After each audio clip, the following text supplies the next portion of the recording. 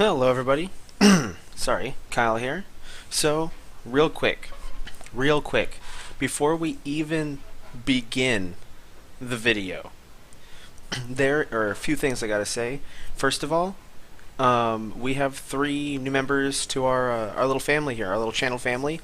So I want to thank you, you all for joining. I hope you enjoy the content. I really like feedback, and I don't get too much of it, being as small as I am.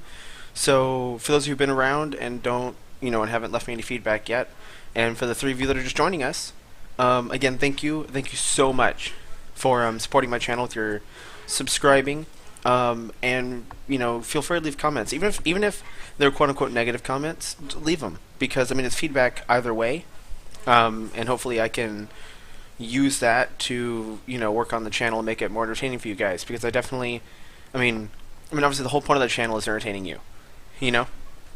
Well, it's bringing Pokemon content to YouTube and entertaining you with it. So, either way. But again, just guys, I really appreciate those of you that and girls.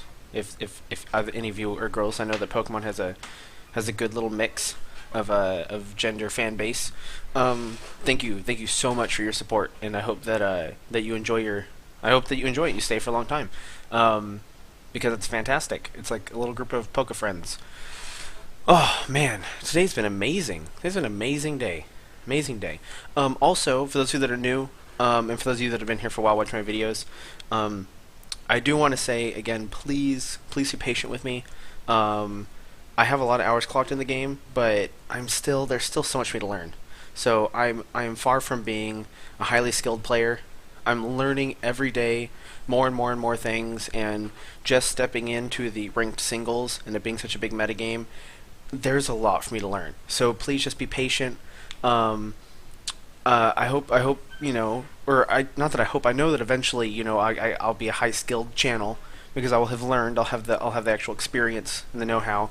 But man, I'm still learning. So if you guys see me make some really stupid mistakes, or if you see something that maybe I didn't even bring up that was a problem, like maybe I switched a Pokemon into another Pokemon and it worked out fine, but normally it'd be considered a bad decision. Maybe I just got lucky. Let me know, so I can look out for that in the future. Because like I said, I am learning the singles metagame, and it's amazingly fun. I love it, but I'm making a lot of mistakes. Also, not to take any credit from Azuz /StriveSack343. He won the victory fair and square yesterday. But I definitely think that there was a few mistakes that I made that I've been working on that would help me have a better chance of winning. And that is, I switched my Garchomp in All-Pro status to take the Thunderbolt for my Starmie. And then knowing that Tri-Attack or Ice Beam was going to be on that Porygon, I stayed in and got Ice Beamed. Like I said in the last video, I knew that was a bad idea, and I did it anyways. And oh my god, it was so stupid. So paying attention to what kind of Pokemon can learn Ice Beam is a big thing I'm learning. What else did I do? Porygon. I thought Porygon was Psychic. I learned that in the last video. For some reason, I just when I look at it, I think Psychic Pokemon. Like, I could have swore it was Psychic. And that's a really noob mistake. Oh, gosh, man, that was stupid. So you Shadow Ball on it. And then what? I feel like I did one more big mistake. What was it? Oh, and I kept losing track of whether or not Trick Room was activated. So that's a big thing too. I need to be paying really close attention, because literally most of that battle, I didn't know if Trick Room was up or down. But again, he beat me. And I am not saying that if I didn't make those mistakes that I would have won. I'm just saying that I would have had a better chance. He's definitely, I'd say, a higher tiered player than I am, because of the mistakes I did make. Is evidence of that. And I'm not doing live matches today, because I'm sorry, I'm saying so much. I'm so infatuated to see the mic. Since this is my second video using the mic. On my screen, I have these little volume levels that go up and down to show how loud my voice is, and they're really mesmerizing. And there's no minimize on it. Like, I have to have the window open, so I'm just looking at these bars, and it is so distracting watching it go up and down and up and down. Oh. So guys, I'm easily distracted. Oops. My screen is a little off. Oh gosh, hope I didn't just ruin everything. But my team, I still feel like needs a lot of work. Before I want to do live videos, it still has a few holes in it. So I'm gonna go ahead and show you what I'm running right now. I have to make a few changes. So Magneton hasn't changed. As we can see here, he is still the same. Now Starmie, I got rid of Brine and I replaced it with Scald, and I got rid of Power Gem and replaced it with Dazzling Gleam, because I was running into a lot of situations where Pokemon were coming onto the field in front of Starmie that were weak against Fairy but not Ice. I'm trying to think of a good example off the top of my head, but I can't think of one. Mostly fighting guys. And so I really, Dazzling Gleam was amazing. You'll see it come into use a couple times in the video, in this video. And then I went for Scald because it has a higher base damage than Brine, so it's more useful overall. And then with the chance to burn, that's just another little bonus. And so I figured that this would be a better build, and it has been working out pretty good. Goodra has not changed. She is the same. I haven't changed you. Okay, here you go. Bane. My Bennett. He is carrying the Bennettite. This is a really situational Pokemon. Really situational. Substitute, Will-O-Wisp, Shadow Sneak, Sucker Punch. I've literally gone through 3 different builds for him. Now you can see this is the 6 IV Pokemon I hatched it, because I have all of the symbols blacked in. The symbols that are like right there. Yeah. You can see by his stats. He's a pretty burl physical attacker, but he's not really that good anywhere else. That's why I have the substitute there. Will-O-Wisp is just good to have. It was originally Taunt, and I might still make it Taunt, but a lot of the things that were destroying him were physical attackers with dark moves. So I felt like Will-O-Wisp was really good. I don't know, because I could Mega Evolve Will-O-Wisp, so I get hit once, Will-O-Wisp, and then I'd substitute the next turn. I don't know, it's a little weird. Shadow Sneak, Sucker Punch. I feel like he would be a lot better if I had remembered the Destiny Bond is an egg move for Bennett and bred it onto him. But I forgot that it's an egg move, and I feel really bad rebreeding him because he's 6 IVs, but I can't put Destiny Bond on him now because he's already bred. So I'm not really sure what I'm gonna do with Bennett. My Mega Evolution is still up in the air. And I'm not tired of using Charizard. Yeah, I'm a little tired of using Charizard Y because I've used it for so long. I don't dislike it. I just want to take a break. So I'm experimenting with other Megas. But Bennett's here. He's just not taking very much, so I'll probably still change him up. Now, and then the last Pokemon I had on my team was Garchomp. I'm not going to reveal who replaced Garchomp yet. But the problem was with Goodra and Garchomp. I had a huge weakness to Fairy/Ice, and I didn't have too many Pokemon that I could switch in to take Ice hits, because I just didn't. Because you can tell by Starmie and by Misty, or by my Starmie and my Bennett, their defenses aren't that good. Rotom could take a good hit from Ice, and so could Magneton, but I didn't really want to be doing that. And Fairy it was just bad. I mean, Magneton switched in for Fairy, so it was okay, but Garchomp is so overused that almost every team had a counter for him. Well, for her, I should say. It was my Garchomp's a female. So many people had counters for her that having her on the team was more of a detriment than a use, and it got to the point where I wasn't bringing her ever, because I would look at their team and I just knew, okay, well, they have something for Garchomp, so I can't bring it. And it would have been like a pointless Pokemon.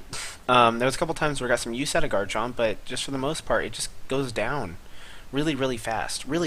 So I took Garchomp off the team, and this is why. The main two Pokemon my team was having issues with was anything with Earthquake, and then Cloyster. And I'll tell you why. So things with Earthquake, because Goodra, Bennett, and Starmie, don't have good physical defense. So Earthquakes, especially stab Earthquakes, would just ruin their day. Rotom-Heat could take an Earthquake, but the things that carried Earthquake usually also carried a move that dealt with Rotom, or at least had a move that would just really screw Rotom over, such as Scald, or Waterfall, or blah blah blah. They usually had something that, even if it wasn't super effective against Rotom, would really do a lot of damage. And then, of course, Magneton's my physical wall. My rotom-heat is also highly physically defensive, but my Magneton is way more physically defensive than him. So he's um, my what is the word? My devoted physical wall. And of course, as we all know, with Magneton, Earthquake destroys his life. So I really needed something that I could switch into Earthquake, and I needed something that could counter Dark Pokemon, such as Tyranitar, because I could not handle them. They were taking out Starmie way too fast. They usually had some kind of move to take on Magneton. They would take down Rotom-heat. Bennett couldn't touch them. They would Oko Gudra because she has no physical defense. It just wasn't good at all. It was a really bad situation. Like they would have Ice Fang or something. I wasn't able to, the ice weakness is still on my team, but I do have Rotom to take that and Magneton, so I'm not too worried about it. I have a good counterbalance there. But I needed something I could switch into Earthquakes and something that was fast because that's what I needed. So I went ahead and I got a Staraptor here that I don't believe is anything special. I mean, it's special to me because it's my Staraptor, you know. What's that saying with the army? Like, this is my Staraptor.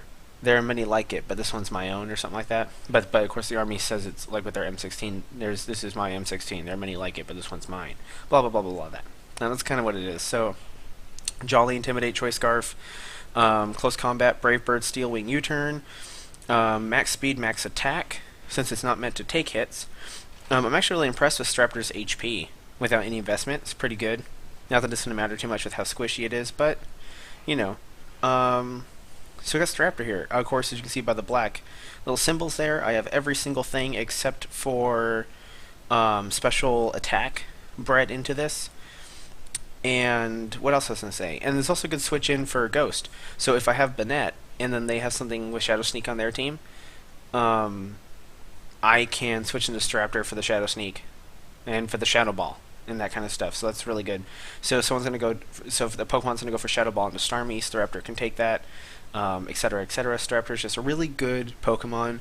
We got that close combat. It doesn't matter the defense is going down because again, Staraptor is not meant to take a hit anyways. We got U-Turn for other Psychic type Pokemon or others for others. You know what I mean. Steel Wing just for extra coverage. I went over Staraptor's moveset, and I felt like Steel Wing for my team was the most useful because I do have Magneton, but Magneton doesn't come to every fight, despite what it looks like. Magneton's just always in all the good fights. And then Brave Bird for the stab damage and help me with fighting Pokemon such as Conkeldurr, because fighting Pokemon are another thing to give my team lots and lots of trouble. So I just want to show you guys this so you guys have an update on how the team is looking. I didn't have Staraptor in any of the battles I'm about to show you. Let me go ahead and get those started. And yeah, while I'm getting these started, how have you been? I hope you guys have been doing pretty good. My day's been fantastic. I go back to work tomorrow, but that is alright with me. It is how I get my money at the moment, working. I wish I had time to just do this full time, but that is far and away, if ever. So, I'm going to go ahead and play these matches in the order that I played them. These were all ranked matches today. I did probably about 10 ranked matches today. As I said, I am still learning, so overall my score did go down, but only by like 20-30 points, so not too bad. Most of the wins I got were stomps, but overall I did lose points because the losses I had were really technical battles with lots of switching and status elements and stuff like that, and they came down to the wire, but I didn't end up winning in the very end. Oh, that doesn't say Cloyster. I forgot to explain. The reason why Cloyster's been a problem for my team is because it gets a Shell Smash up, so I could take it down to its Sash, and then it would Shell Smash and then sweep my team. So that's another thing that Staraptor's me really good for, is since even after a Shell Smash, say they had a Jolly Cloyster with a Shell Smash, just totally as an example, like perfect speed scenario for Cloyster, as long as they don't get a second Shell Smash, I don't know if someone would ever go for two, since it's kind of risky, but if you have Focus Sash, who cares? Even with a Shell Smash, Staraptor can take it out. I just have to make sure that I Volt Switch into Staraptor, since Magneton will be slower than Cloyster, so that Staraptor won't be switching into an Ice move. or I have to wait for something else to faint, and then go into Staraptor, but I have to break the sash first. If I don't break the sash first, then Cloyster will still win the fight. And I know I have other Pokemon to deal with Cloyster, such as Rotom can deal with Cloyster, but Cloyster usually does pack a water move, like Waterfall or something, so it's still been taking out Rotom pretty easily after that Shell Smash goes up. So it's been a problem. It has been a problem. And we will... Sorry, I keep smacking my lips. I do apologize for that. It's probably one of the most annoying things you guys listen to. I do hope to eventually get my face on my videos too. I was talking to some other Poketubers, some bigger ones. I got some advice from Ovation. You guys probably already know him. He's a lot of fun. I don't make my subscriptions private, so you guys can already tell on my channel that I literally subscribe to like every Pokemon related channel there is, just because I really love soaking in the knowledge. I think it helps me become a better player, and it's just fun. I just love Pokemon. When I get to 25 subscribers, I plan on doing a video where I'm going to explain to you guys why I Pokemon. It's not just fun or a hobby for me. There's actually a really big reason for it, and I think it'd be kind of cool to make a video on it that people could look back at and see why it is that I'm so into this, and why I'll probably never stop playing. And it's also turn-based. So, so unless they end up having a real-time strategy Pokemon game in the future, I can keep playing even when I have arthritis. So that's good. But enough of that. Let's get into the matches. So this first one here is against a gentleman named Ryan. I believe this was like my second match of the day. Since I haven't played matches all day and it's the evening for me, I don't remember all these matches right off the top of my head. So there'll probably be some things that are a surprise to me because I've been playing all day. So let's jump in. Let's see what goes on here. I'm gonna go ahead and start it. So, yeah. Pretty amped. We're already at 16 minutes, man. I gotta be faster than this.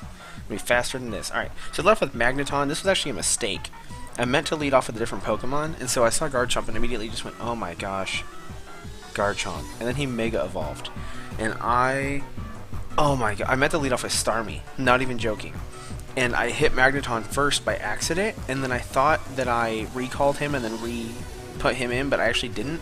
So turn 1, Magneton gone, and I knew nothing else on the team could take a hit from a Mega Garchomp, and so I was screwed. Luckily, Starmie can turn around and revenge kill this thing easy peasy because Starmie is so beautiful.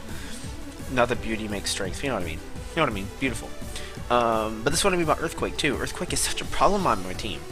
There we go. Electivire came in. I figured, of course, this thing has electric moves, so I switched out into, what was it, Rotom? Yeah. Knowing that if anyone could take a hit from this thing, it'd be Rotom. It is Wild Charge. I expected Thunder Punch, to be honest. But it's not. I don't know why you wouldn't get Thunder Punch, because there's no recoil. Maybe the damage difference, I don't know. He goes for Power Up Punch. I'm going to get the Will-O-Wisp off this turn. So it's going to actually, in the end, be a detriment. He's going to have to do some more power punching if he wants to get back to neutral. I believe it takes 2 power punches to counteract a burn. I could be wrong. Because I think a Sword Stance with a Will-O-Wisp makes you neutral, doesn't it? He's going to keep going for power punches, but there's really nothing for me to worry about. I just had to hit him with Shadow Ball. I was hoping to get the special defense drop from the Shadow Ball and then finish him off with an Overheat. And luckily, I get it first try. He's going to eat a Citrus Berry. But even after that, he should, once the burn damage kicks in, I think I Shadow Ball him one more time, knowing that I can live another Power Punch, and then I go for the Overheat. I'm not sure, but I just wanted to make sure that he was going to go down. Let me look at the camera real fast. I want to make sure that we're capturing everything. So I do my Citrus Berry. Okay, good. Yeah, looks like all the information is on the screen. Perfect, perfect, perfect. No, I just went straight for Overheat. Okay, I remembered wrong. This is what I meant. Overheat is going to take him down at this range. Yes. And of course my special attacks can go down, but at this point he only had 1 Pokemon left, so I felt pretty confident, and it was Honchkrow, so that's very lucky for me because rotom-heat does pack the Thunderbolt. I went for Will-O-Wisp because I know that these are physical, and he went for Sucker Punch twice in a row, even though it's going to go for Will-O-Wisp, so I was able to avoid that damage and Wisp and get the burn onto Honchkrow, which means that he'll be significantly the reason I want to get the burn is because a Sucker Punch from Honchkrow could probably one-shot my Starmie if I did have to end up bringing her out against the Honchkrow, and so of course I wanted to make sure I got the burn before Rotom went down if it was, but the Thunderbolt isn't be enough to take it down, and the burn will finish it off. And so that is match 1. Pretty good match. What was I going to say? But this was the reason why I brought this one in, was to show you guys just a reason why I really needed something to take Earthquakes, because Earthquakes just decimate my team. Now that I think about it, oh my gosh, now that I think about it, I could have switched Rotom in on the Earthquake. See, this is what I mean. This is what I mean, guys. This is what I mean. Just be... I could have switched Rotom in on the Earthquake. I didn't even think about it. The only reason why I didn't, for some reason I was afraid of Stone Edge, but I don't think... Why would he use Stone Edge on Magneton? Oh my gosh. Okay, guys. Okay, guys. This is what I mean. This is what I mean. Just please be patient with me. Don't rage. Don't rage at me in the comments. Actually, go ahead, because I deserve it. I deserve it. But yeah. At least I won, right? In the end, at least I won that one. Let's go ahead and move on to the next match. I want to keep this going fast since I've already got to 20 minutes. Oh, come on, play. Wow. I gotta remember that in the future. I can switch Rotoms into Garchomps. Garchomps always Stone Edge my Rotom and kill it. So I get nervous about switching it in, but I shouldn't, because it was so obviously go for Earthquake there. So Stormy vs. Kingdra, this is actually really good because I have the Dazzling Gleam. He did Protect first turn, probably just to scout what I'm going to do. And sure enough, he sees my Dazzling Gleam, and I figured I have no reason not to go for it again. So I did just in case. Actually, I think I went for Ice Beam this time, just in case he switched out into something that could resist it. Yeah, that's it. So I went for Ice Beam just in case he was going to switch into something to resist Dazzling Gleam. Sadly, I didn't get the freeze. I knew he'd go for U-turn though, and I didn't want U-turn to hit me, so I go into my Magneton, because Magneton can eat up that U-turn like it's nothing. And there we go. Perfect. Bam. Of course, he's gonna do like what is that? 13 damage. Not bad at all. Darmanitan's gonna go back, and I expected Kingdra to come back out, which it does. So my main thing is I wanted to Thunderbolt this, or not Thunderbolt. I wanted to get a Parahex onto this so that, you know, I could hopefully get it to get fully paralyzed a couple turns and keep it slow, since I know Kingdras are pretty fast, aren't they? Or is it only with Swift Swim? I think Kingdras are pretty fast. Volt Switch is me neutral damage, sadly, but I wanted Starmie on the field, knowing that she could take a Scald or whatever, you know, water move this was carrying. Oh, that's right, I switched to Rotom. This was the big mistake I made. So I switched in Rotom expecting... I predicted him to expect Starmie and not go for Scald. But Rotom came, but he didn't go for Scald. So that was the big mistake I made this match. Dazzling Gleam is going to come in. I don't think it's going to actually kill it, though. Yeah, no, it doesn't kill it. Dazzling Gleam, I do get the Parahexo, luckily. But at the same time, damn, I just over-predicted there. I thought that he was going to go, well, he has Starmie. He'll probably Volt Switch into Starmie. But then again, he chose Scald before I Volt Switched. I don't know. Now I'm gonna get swept because he can hit U-turn, and that I don't have any. I could have went into oh my god, what is the name? I could have gone into Magneton to take that hit, but I thought that he was gonna. This is what I'm talking about. I thought he would predict me going into Magneton and then use like Flame Charge or something, which he didn't, so I went for Scald, and he went for U-turn. This whole battle, I was just over-predicting my opponent. So that is something, that's another thing I need to work on, is I don't usually under-predict my opponent. That doesn't seem to happen to me too much, but I always seem to over-predict my opponent, because I really like to think like 2 or 3 possible moves ahead, and so I put that same mentality onto my opponents sometimes, and then of course he has Earthquake on this, and Magneton's gonna go down. Luckily with the burn he'll live, but I can't kill that. I cannot kill that. I think it does end up going down to Starmie. I could be wrong. No, there's no way this isn't die to Starmie. But like I said, I'm showing you these videos today because it shows you the things that I'm working on. So if you could give me advice, that would be amazing. But I do over-predict a lot, and I'm still learning like how to tell when. I don't know why I went for Dazzling Gleam. Oh, that's why, because it super affects him. Duh. Guys, I'm losing. Pardon me, I got hiccups. I'm losing my train of thought. And of course, he's in a U-turn, and I'm going to go down here, so he does take the match. But yeah, I'm still learning how to assess the appropriate skill level for my opponent, so that I don't over-predict, because I literally lost that match because I over-predicted 2 times in a row when I shouldn't have. Either that, or maybe I under-predicted him. Maybe he predicted that I would predict him to predict me, and then he predicted me. If that makes any sense. If that makes any sense at all. I don't know if that does. I don't know if that does. Is this too long? Maybe I shouldn't do a third replay. I wanted to do a third one in order to show you guys.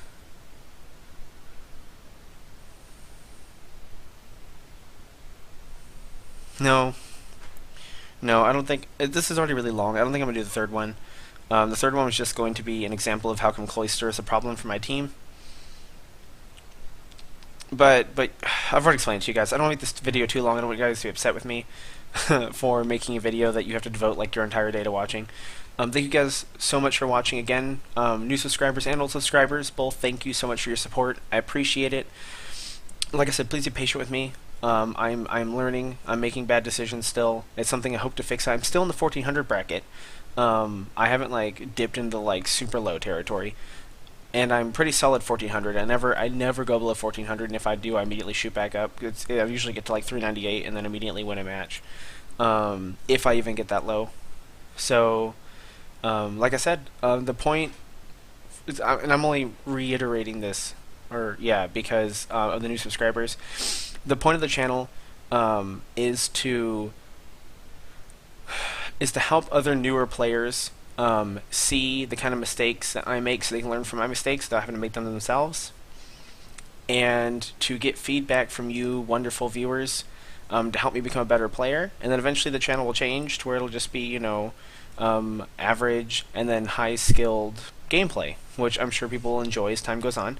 So thank you guys so much. Please leave advice in the comments below, or feedback or anything. I love to talk to my viewers, and I have not been able to talk to anybody except for one for a long time because only one person has been commenting, and I love that the person is very appreciated. So yeah, so sorry I'm rambling. I am rambling. Alright guys, thank you so much for watching again, and I hope you enjoy your evening. Goodbye.